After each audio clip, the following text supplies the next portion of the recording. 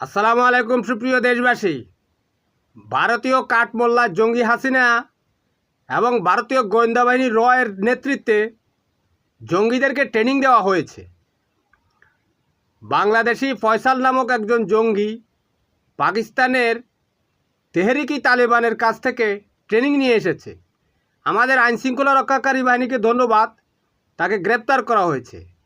চিন্তা করেন, তালেবানদের কি জঙ্গির দরকার হয়? তালেবানরা 80-র দশকে পেদারে দিয়ে রাশিয়াকে তাদের ভূমি থেকে তাড়িয়েছে। ওই সময় রাশিয়া সোভিয়েত ইউনিয়ন ছিল, পরাশক্তি। গত কয়েক মাস আগে আমেরিকা, ভারত এবং নেটোকে একসাথে পেদানি দিয়ে তালেবানরা আফগানিস্তান ছাড়া করেছে। তো জঙ্গি সংগঠনের নাম হয়েছে তেহরিকি তালেবান, কিন্তু ট্রেনিং দেয় পাকিস্তানে। কথা বুঝছেন?